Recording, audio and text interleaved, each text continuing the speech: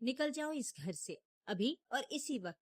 मेरी बेटी की जिंदगी बर्बाद कर दी तुमने अपनी गरीबी से। ससुर जी की गरजती हुई आवाज पूरे मोहल्ले में गूंज उठी। सामने खड़ा था शलभ, हाथ में एक पुराना बैग लिए, आंखों में हैरान और बेइज्जती के आंसू लिए। उसकी पत्नी प्रिया दरवाजे की चौखट पर खड़ी ये सब देख रही थी। उसका दिल बुरी तरह कांप रहा था। ये वही घर था जहां 6 महीने पहले उसकी शादी बड़ी धूमधाम से हुई थी, और आज उसी घर से उसके पति को कुत्ते की तरह दुत्कारा जा रहा था। शलभ एक सीधा साधा मेहनती लड़का था। छोटे से गांव से शहर आकर एक प्राइवेट कंपनी में क्लर्क की नौकरी करता था। तनख्वाह मामूली थी, लेकिन दिल बड़ा था। प्रिया से उसकी शादी प्रेम विवाह थी। कॉलेज के दिनों से दोनों एक दूसरे को जानते थे। प्रिया के पिता प्रभाकर जी शहर के जाने माने बिजनेसमैन थे। बड़ा बंगला, गाड़ियां, नौकर चाकर, सब कुछ था उनके पास। शुरुआत में उन्होंने इस शादी का जमकर विरोध किया था, लेकिन प्रिया की जिद के आगे आखिरकार झुकना पड़ा। घर जमाई बनने की शर्त पर यह शादी हो गई। लेकिन शादी के बाद से ही शलभ को इस घर में एक अजनबी की तरह महसूस कराया जाता था। प्रभाकर जी अक्सर मेहमानों के सामने ताना मार, अरे ये तो हमारे दामाद जी हैं, बहुत बड़े ओहदे पर हैं, क्लर्क साहब। ये सुनकर शलभ का दिल कचोट जाता, लेकिन वो हमेशा की तरह चुप रह जाता। उसकी सास अलका जी कुछ हद तक नरम दिल थी, लेकिन वे भी अपने पति के सामने कभी कुछ बोल नहीं पाती थीं। उस दिन घर में एक बड़ी पार्टी थी। प्रभाकर जी के बिजनेस पार्टनर का बेटा विदेश से पढ़ाई करके लौटा था और उसका जश्न मनाया जा रहा था। शलभ भी वहां मौजूद था और कोने में चुपचाप खड़ा था। तभी प्रभाकर जी ने अपने दोस्तों के सामने मजाक उड़ाते हुए कहा, देखो ये मेरा दामाद है, महीने के 20,000 रुपए कमाता है, क्या दे पाएगा ये मेरी बेटी को? सब लोग हंस पड़े। प्रिया का चेहरा शर्म से लाल हो गया। उसने अपने पिता को रोकने की कोशिश की, पापा प्लीज ऐसे मत बोलिए। लेकिन प्रभाकर जी ने उसे भी डांट दिया, चुप रह, ये सच है, इसमें बुरा मानने की क्या बात है। शलभ का दिल अंदर ही अंदर टूट रहा था, लेकिन उसने हमेशा की तरह खामोशी ओढ़ ली। रात को जब सब मेहमान चले गए, प्रिया ने शलभ के कमरे में आकर कहा, मुझे माफ कर दो, पापा हमेशा ऐसे ही बोलते हैं, तुम बुरा मत मानना। शलभ ने उसका हाथ पकड़ते हुए कहा, प्रिया, मुझे तुम्हारे पापा की बातों से फर्क नहीं पड़ता, मुझे बस तुम्हारी परवाह है। एक दिन मैं इतना कुछ कर दिखाऊंगा कि उन्हें भी मेरे ऊपर गर्व होगा। प्रिया ने मुस्कुराते हुए उसके कंधे पर सिर रख दिया, लेकिन उसके मन में एक अनजाना डर हमेशा बना रहता था। कुछ हफ्तों बाद एक बड़ी खबर आई। प्रभाकर जी अपनी बेटी के लिए एक बड़ा प्रोजेक्ट शुरू करने वाले थे और उन्हें कुछ भरोसेमंद लोगों की जरूरत थी। उन्होंने अपने बड़े भतीजे रजत को ये जिम्मेदारी सौंपने का फैसला किया। हालांकि शलभ ने भी हिम्मत करके अपनी दिलचस्पी जताई थी। उसने कहा, पापा जी, अगर आप मुझे भी मौका दें तो मैं साबित करूंगा कि मैं भी इस काम के लायक हूँ। प्रभाकर जी ने तिरस्कार भरी नजरों से देखा और कहा, तुम क्या समझोगे बिजनेस, तुम तो बस फाइलों में साइन करना जानते हो, ये काम बड़े दिमाग वालों का है। ये सुनकर शलभ की आंखों में आंसू आ गए, लेकिन उसने खुद को संभाला।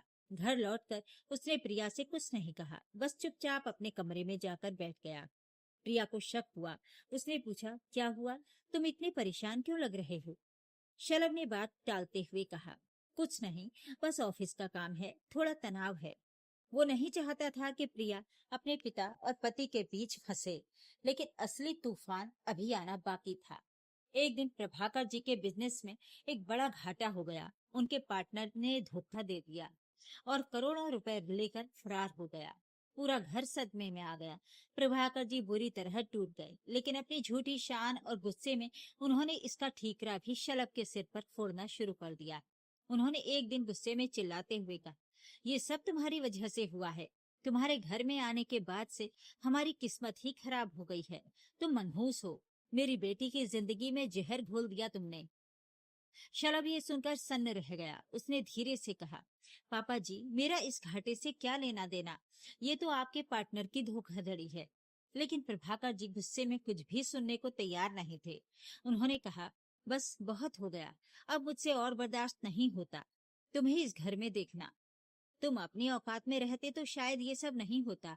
प्रिया ने बीच में आकर कहा, पापा, आप शलभ पर बेवजह इल्जाम लगा रहे हैं, उनकी क्या गलती है इसमें? प्रभाकर जी का गुस्सा अब सातवें आसमान पर था। उन्होंने ऊंची आवाज में कहा, तुम भी इसी की तरफदारी करोगी? आखिर बीवी हो इसकी। लेकिन याद रखो, ये घर मेरा है और यहाँ वही रहेगा जो मेरी इज्जत और मेरे नियमों का सम्मान करेगा। इतना कहकर उन्होंने नौकरों को आवाज लगाई और कहा, इसका सामान बाहर फेंक दो। आज से ये इस घर में कदम नहीं रखेगा। प्रिया ये सुनकर रो पड़ी। उसने अपने पिता के पैरों में गिरते हुए कहा, पापा प्लीज ऐसा मत कीजिए, वो मेरे पति हैं, मैं उन्हें नहीं छोड़ सकती। लेकिन प्रभाकर जी टस से मस नहीं हुए। उन्होंने ठंडी आवाज में कहा, अगर तुझे इसके साथ रहना है तो जा, लेकिन इस घर की दहलीज पर फिर कभी मत आना। मेरे लिए आज से तू मर चुकी है। ये शब्द सुनकर पूरे घर में मातम जैसा माहौल छा गया। अलका जी दूर खड़ी रो रही थी, लेकिन अपने पति के सामने कुछ बोलने की हिम्मत नहीं जुटा पाई। शलभ ने चुपचाप अपना बैग उठाया। उसकी आंखों में आंसू थे, लेकिन साथ ही एक अजीब सी दृढ़ता भी उभर आई थी। उसने प्रिया का हाथ पकड़कर कहा, चलो प्रिया, हमें यहाँ से जाना होगा। प्रिया एक पल के लिए रुकी। उसने अपने पिता की तरफ आखिरी बार देखा। उम्मीद भरी नजरों से शायद वे रोक लेंगे, लेकिन प्रभाकर जी ने मुंह फेर लिया। प्रिया ने आंसू पोंछे और शलभ के साथ चल पड़ी। दरवाजे से बाहर निकलते ही मोहल्ले के लोग तमाशा देखने के लिए इकट्ठा हो गए थे। किसी ने फुसफुसाते हुए कहा, अरे प्रभाकर जी ने दामाद को घर से निकाल दिया। कोई और बोला, बेचारी प्रिया इतने बड़े घर की बेटी होकर अब कहाँ जाएगी। शलभ और प्रिया दोनों सिर झुकाए चुपचाप आगे बढ़ते रहे। उनके पास न रहने के लिए ठिकाना था, न जेब में ज्यादा पैसे। लेकिन शलभ के कदमों में एक नया इरादा साफ झलक रहा था। वो इस बेइज्जती को अपनी जिंदगी की सबसे बड़ी ताकत बनाने वाला था। रात होते होते वे शहर की एक सुनसान सड़क पर पहुंच चुके थे।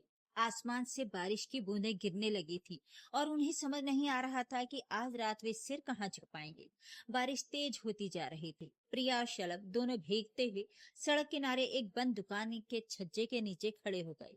प्रिया की साड़ी पूरी तरह भीग चुकी थी। ठंड से उसके होंठ कांप रहे थे।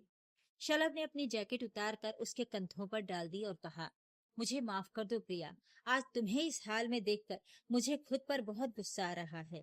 शायद मुझे तुमसे शादी ही नहीं करनी चाहिए थी। तुम आज बहुत अच्छी जिंदगी जी रही होती। प्रिया ने तुरंत उसका हाथ पकड़ लिया और कहा, ऐसा दोबारा मत कहना शलभ। मैंने तुमसे शादी अपनी मर्जी से की थी, प्यार से की थी, पैसों के लिए नहीं। आज हालात कैसे भी हों, मुझे तुम पर गर्व है और हमेशा रहेगा। शलभ की आंखों में आंसू आ गए। उसने प्रिया को गले लगा लिया और दोनों उस बारिश भरी रात में एक दूसरे का सहारा बनकर खड़े रहे। जब पूरी दुनिया उनके खिलाफ खड़ी लग रही थी, रात करीब 12 बजे शलभ को पुराने दोस्त मनीष का ख्याल आया, जो शहर के दूसरे छोर पर एक छोटा सा कमरा लेकर रहता था। शलभ ने उसे फोन किया। आवाज में शर्मिंदगी थी। मनीष, हम बहुत बुरी हालत में हैं। क्या आज रात तेरे यहाँ रुक सकते हैं? मनीष ने बिना कुछ पूछे तुरंत कहा, पागल हुआ है क्या? दोस्ती में ये सब पूछने की क्या जरूरत? अभी आ जा। उस रात मनीष के छोटे से एक कमरे के घर में शलभ और प्रिया ने शरण ली। मनीष की पत्नी रीना ने बिना किसी शिकायत के उन्हें गर्म खाना खिलाया, सूखे कपड़े दिए। अगली सुबह शलभ जल्दी उठकर अपने ऑफिस के लिए निकल गया, लेकिन उसका मन काम में बिल्कुल नहीं लग रहा था। रात भर वो सोचता रहा कि आखिर वो और प्रिया आगे कैसे रहेंगे। लंच के समय उसने अपने ऑफिस के बॉस मल्होत्रा सर से मिलने का फैसला किया। उसने हिम्मत जुटाकर कहा, सर, क्या मुझे थोड़ी सैलरी एडवांस मिल सकती है? मुझे किराए के घर के लिए चाहिए, अर्जेंट जरूरत है। मल्होत्रा सर ने कुछ पल सोचा, फिर कहा, शलभ, तुम मेहनती लड़के हो, मैं तुम्हारी मदद करूंगा, लेकिन एक शर्त है। शलभ ने उत्सुकता से कहा, क्या शर्त है सर? मल्होत्रा सर ने बताया, कंपनी एक नया प्रोजेक्ट शुरू कर रही है। एक नई ब्रांच खोलनी है दूसरे शहर में। अगर तुम वहां जाकर संभाल लो तो प्रमोशन के साथ साथ अच्छी सैलरी भी मिलेगी, लेकिन ये जिम्मेदारी बड़ी है, रिस्क भी है। शलभ ने बिना एक पल गंवाए कहा, सर मुझे मंजूर है, मुझे बस एक मौका चाहिए खुद को साबित करने का। उस शाम जब शलभ घर लौटा, यानी मनीष के छोटे से कमरे में, तो उसने ये खुशखबरी प्रिया को सुनाई। प्रिया की आंखों में चमक आ गई। उसने कहा, देखा, मैंने कहा था ना, भगवान हमेशा मेहनत करने वालों का साथ देता है। शलभ ने उसका हाथ पकड़कर कहा, ये शुरुआत है प्रिया। मैं तुम्हें वादा करता हूँ, एक दिन ऐसा आएगा जब तुम्हारे पापा को भी अपनी गलती का एहसास होगा, और वो दिन दूर नहीं। दूसरी तरफ प्रभाकर जी के घर में हालात दिन ब दिन बिगड़ते जा रहे थे। बिजनेस पार्टनर के धोखे से हुए घाटे ने उनकी कमर तोड़ दी थी। बैंक के लोन की किश्तें जमा नहीं हो पा रही थी। कई प्रॉपर्टी बेचनी पड़ रही थी। अलका जी अक्सर रात को अकेले बैठकर रोती, अपनी बेटी को याद करके।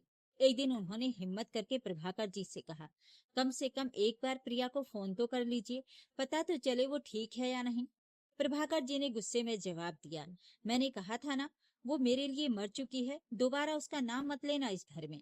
लेकिन अलका जी की ममता उन्हें चैन से बैठने नहीं दे रही थी। उन्होंने चुपके से प्रिया के पुराने नंबर पर फोन मिलाया। जब प्रिया ने माँ की आवाज सुनी तो उसकी आंखों से आंसू बह निकले।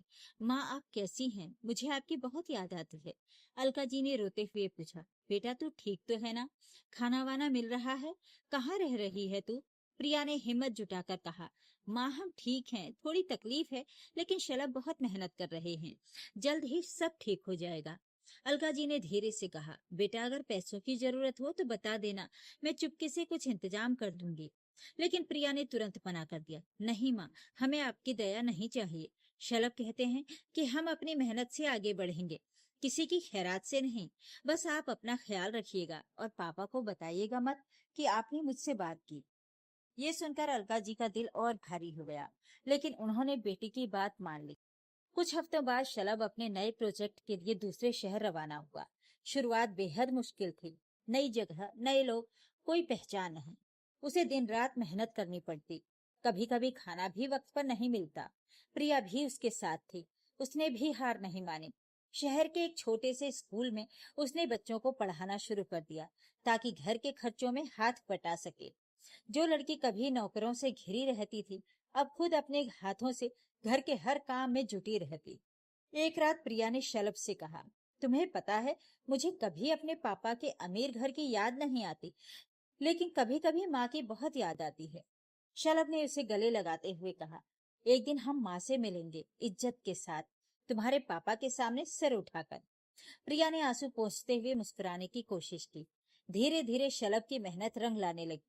नई ब्रांच में उसने कुछ ऐसे आइडिया लगाए जिनसे कंपनी को भारी मुनाफा हुआ। 6 महीने के अंदर उसका काम इतना बढ़िया हो गया कि हेड ऑफिस से खुद बड़े अधिकारी उसकी तारीफ करने आए। मल्होत्रा सर ने फोन पर कहा, शलभ तुमने तो कमाल कर दिया, कंपनी तुम्हें बहुत बड़ा प्रमोशन देने वाली है, शायद रीजनल हेड की पोस्ट। ये सुनकर शलभ की आंखों में खुशी के आंसू आ गए। उसने सबसे पहले प्रिया को गले लगाकर ये खबर सुनाई।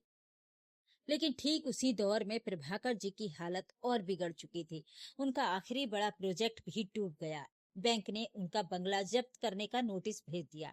एक दिन जब वे अपने ऑफिस में अकेले बैठे थे, उनके पुराने मुनीम ने आकर कहा, मालिक अब हमारे पास कोई चारा नहीं बचा। अगर अगले हफ्ते तक पैसों का इंतजाम नहीं हुआ तो घर भी हाथ से निकल जाएगा। प्रभाकर जी का सिर चकरा गया। उन्होंने जिस दामाद को कभी हिकारत से देखा था, आज उन्हें उसी की याद आने लगी। हालांकि उनका अहंकार अभी भी उन्हें झुकने नहीं दे रहा था। उधर शलभ की तरक्की की खबर धीरे धीरे उसी शहर में फैलने लगी जहां प्रभाकर जी रहते थे, क्योंकि कंपनी का हेड ऑफिस भी वहीं था। एक दिन प्रभाकर जी के एक पुराने परिचित ने उन्हें बताया, अरे प्रभाकर जी, सुना है आपका दामाद तो बहुत बड़ा अफसर बन गया है, रीजनल हेड बनने वाला है किसी बड़ी कंपनी में। ये सुनकर प्रभाकर जी का चेहरा हैरानी और शर्मिंदगी से भर गया। उन्होंने अविश्वास से पूछा, कौन शलभ? वो तो मामूली सा क्लर्क था। परिचित ने मुस्कुराते हुए कहा, अब मामूली नहीं रहा, बड़ी शान से जी रहा है अपनी मेहनत के दम पर। ये सुनकर प्रभाकर जी की रातों की नींद उड़ गई। एक तरफ उनका अपना साम्राज्य तबाह हो रहा था, दूसरी तरफ जिस दामाद को उन्होंने बेइज्जत करके घर से निकाला था, वो आज कामयाबी की सीढ़ियां चढ़ रहा था। उनके मन में गर्व और शर्मिंदगी की एक अजीब जंग छिड़ गई और उसी रात उन्होंने एक ऐसा फैसला लिया जो आने वाले दिनों में पूरे परिवार की तकदीर बदलने वाला था। उस रात प्रभाकर जी बहुत देर तक अपने कमरे में अकेले बैठे रहे। उनकी आंखों के सामने बार बार वही मंजर घूम रहा था जब उन्होंने शलभ को अपनी दहलीज से धक्के मारकर निकाला था। उन्होंने खुद से सवाल किया, क्या मैंने सच में गलती की थी? लेकिन उनका अहंकार अभी भी इतना बड़ा था कि वे खुद को गलत मानने को तैयार नहीं थे। उन्होंने मन ही मन सोचा, नहीं, मैं सिर्फ अपनी बेटी के भविष्य के लिए फिक्रमंद था, इसमें गलत क्या था। अगली सुबह उनके लिए बैंक से एक और झटका आया। मैनेजर ने साफ शब्दों में कह दिया, प्रभाकर जी, अगर अगले 15 दिनों में बकाया लोन नहीं चुकाया गया तो हमें आपका बंगला और फैक्ट्री दोनों नीलाम करने पड़ेंगे। ये सुनकर प्रभाकर जी के पैर कांपने लगे। उन्होंने हाथ जोड़कर कुछ मोहलत मांगी, लेकिन बैंक मैनेजर ने साफ मना कर दिया। घर लौटते वक्त उनका पूरा शरीर पसीने से भीगा हुआ था। दिमाग में सिर्फ एक ही सवाल घूम रहा था, अब क्या होगा? अलका जी ने पति की हालत देखकर पूछा, क्या हुआ? इतने परेशान क्यों लग रहे हैं? प्रभाकर जी ने गुस्से में सारी बात बता दी। अलका जी ने हिम्मत करके कहा, अगर आप बुरा ना माने तो एक बात कहूँ। सुना है शलभ अब बहुत अच्छी पोजीशन पर है, बड़ी कंपनी में। क्यों ना एक बार उससे बात करें? ये सुनते ही प्रभाकर जी आग बबूला हो गए। उन्होंने चिल्लाते हुए कहा, कभी नहीं। मैं मरना पसंद करूंगा, लेकिन उस क्लर्क के सामने हाथ नहीं फैलाऊंगा। तुम भूल गई हो कि उसकी वजह से ही ये सब हुआ है। अलका जी चुप हो गई, लेकिन उनके मन में एक बात हमेशा कचोटती रहती। क्या सच में शलभ की वजह से ये सब हुआ था, या ये सिर्फ उनके पति का बहाना था अपनी गलतियों को छुपाने के लिए? उन्होंने चुपके से एक बार फिर प्रिया को फोन मिलाया। प्रिया ने बताया कि शलभ को जल्द ही रीजनल हेड की पोस्ट मिलने वाली है और वे दोनों जल्द ही वापस इसी शहर में शिफ्ट होने वाले हैं। ये सुनकर अलका जी की आंखों में हल्की सी उम्मीद जागी। दूसरी तरफ शलभ का नया दफ्तर अब इसी शहर में स्थापित हो चुका था, जहां प्रभाकर जी रह रहे थे। उनकी मेहनत और ईमानदारी की चर्चा पूरे बिजनेस सर्कल में होने लगी थी। एक दिन कंपनी के मालिक खुद शलभ के दफ्तर आए और बोले, शलभ, तुमने जिस तरह इस ब्रांच को संभाला है, मैं बहुत प्रभावित हूँ। मैं चाहता हूँ तुम अब पूरे रीजन की जिम्मेदारी संभालो और साथ ही कंपनी के बोर्ड में भी शामिल हो। शलभ की आंखों में आंसू आ गए। उसने कहा, सर, ये सब आपके भरोसे की वजह से मुमकिन हुआ। मैं आपका एहसानमंद रहूंगा। उसी शाम शलभ और प्रिया ने एक घर किराए पर लिया, अब पहले से बड़ा और आरामदायक। प्रिया ने अपने हाथों से घर सजाया, हालांकि दिल के किसी कोने में अब भी अपने मायके की याद उसे कचोटती रहती। एक दिन उसने शलभ से कहा, क्या तुम्हें कभी पापा से मिलने का मन नहीं करता? इतना कुछ हो गया, फिर भी वे मेरे पापा हैं। शलभ ने उसका हाथ पकड़ते हुए कहा, प्रिया, मुझे उनसे कोई नफरत नहीं है।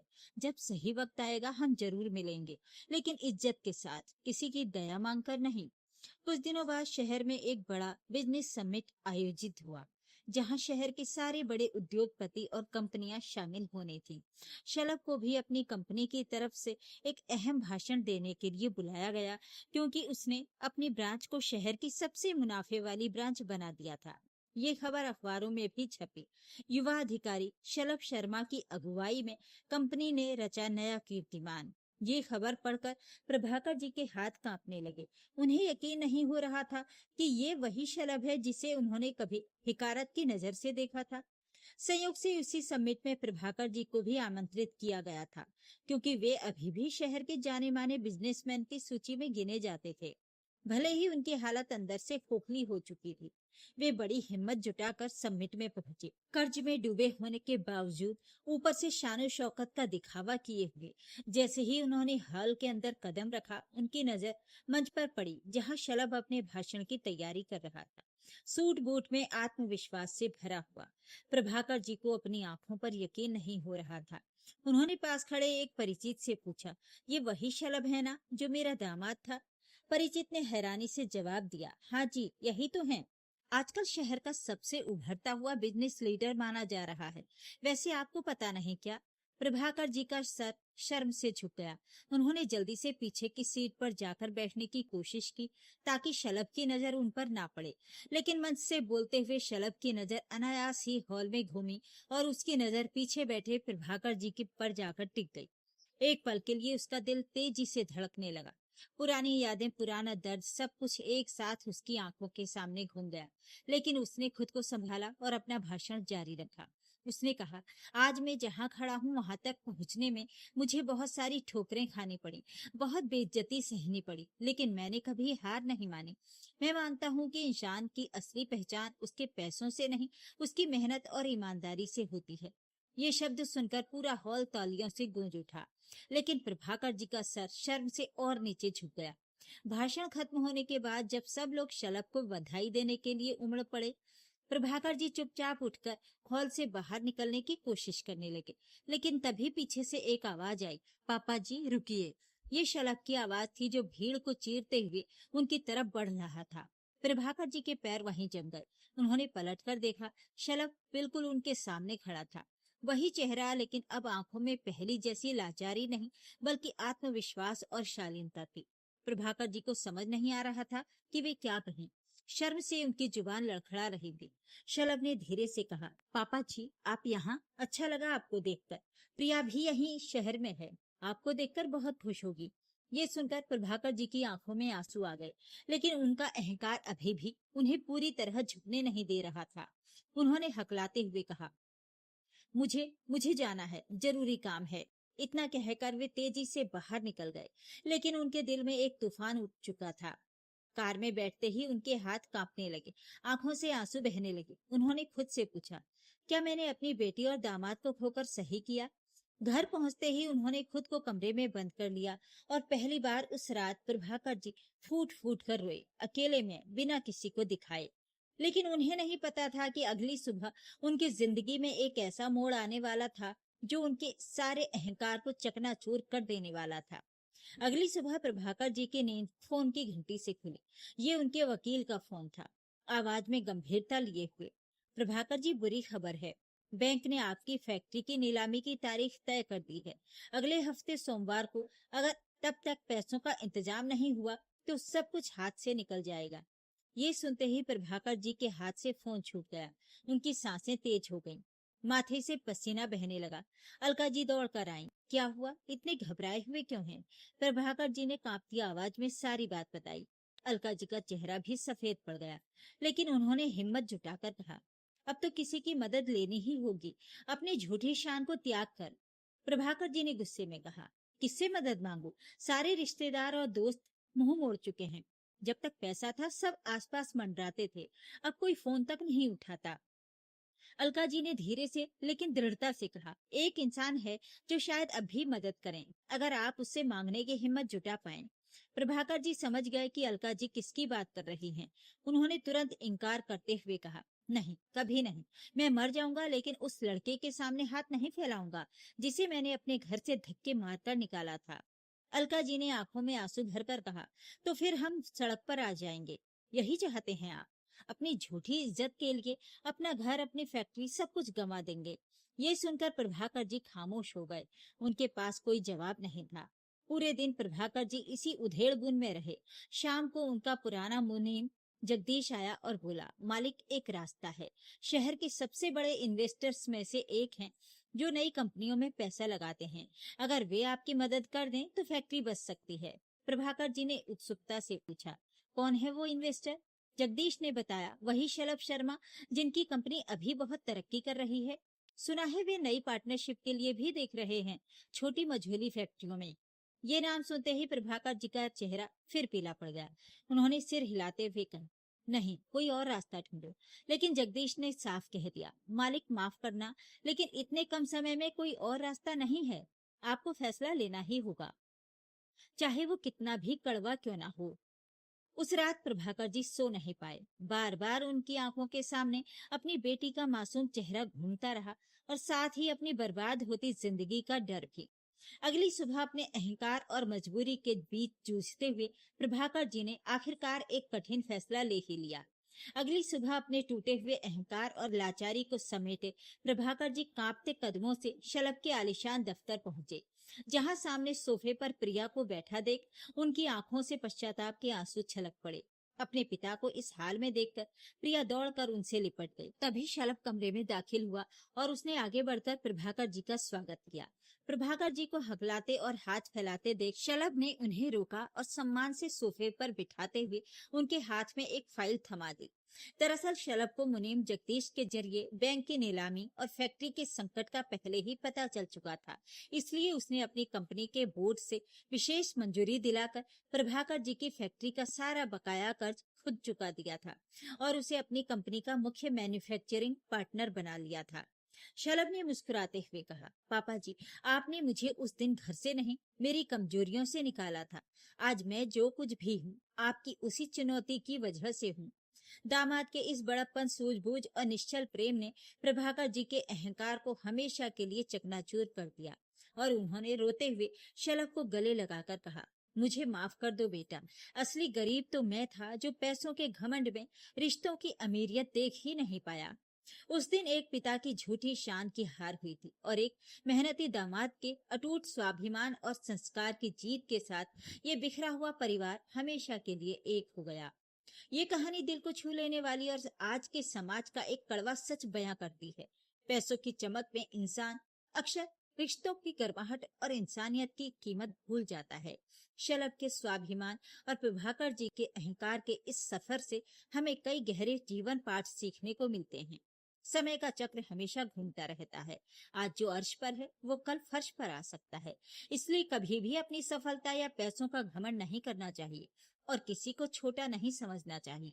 आज के दौर में जब लोग रिश्तों से ज्यादा तवज्जो पैसों और स्टेटस को देते हैं, आपको क्या लगता है कि प्रभाकर जी जैसे किरदारों को सुधारने के लिए क्या जीवन में ऐसे बड़े झटके जरूरी होते हैं?